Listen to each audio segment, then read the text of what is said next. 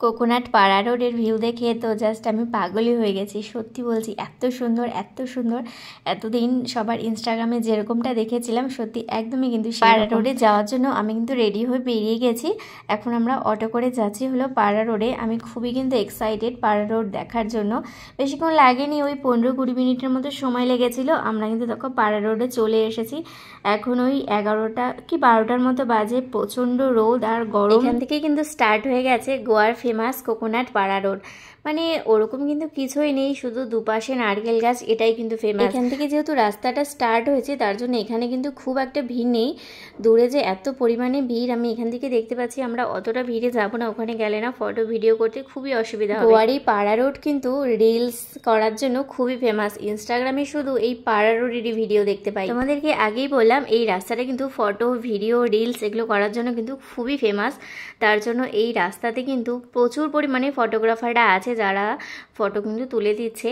আর এখন প্রায় ফাঁকা আছে রাস্তাটা। আমি এই ফাঁকে সুন্দর সুন্দর কয়েকটা ভিডিও করে নিয়েছি। এই রোডটা কিন্তু বেশ অনেকটাই বড়, শুরু থেকে শেষ পর্যন্ত জাস্ট শুধু দুদিকে কিন্তু এরকম নারকেল গাছই আছে, আর কিছু কিন্তু নেই।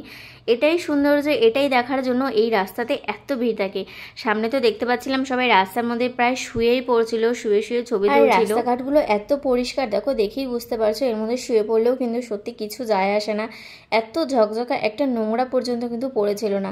আমার পেছনে দেখো কতটা পরিমাণে ভিড়, আমি তাই অত দূরে আর যাইনি। ওই দিকটাতে না প্রচুর ভিড়, মানে একদম দুদিকে মানুষ গিজগিজ করছে, দাঁড়ানোরই জায়গা নেই। আমরা ওদিকটাতে একটু গিয়েছিলাম, গিয়ে তারপরে এদিকে ঘুরে চলে এসেছি। এই জায়গাটা বেশ ফাঁকা আছে এখানে, তাই আমি আর রোহান মিলে কিন্তু বেশ কতগুলো রিলস বানাই।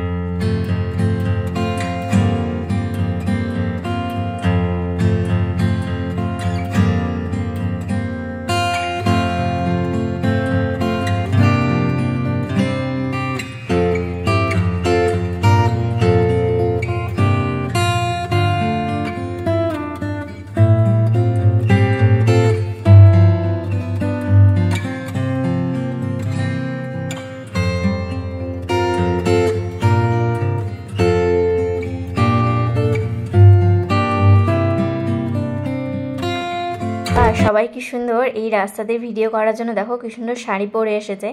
অনেকেই কিন্তু দেখছিলাম এই রাস্তাতে ভিডিও করার জন্য শাড়ি পরে এসেছে, দেখেই বোঝা যাচ্ছে যে এই রাস্তাটার জন্যই কিন্তু শাড়ি পরে এসেছে।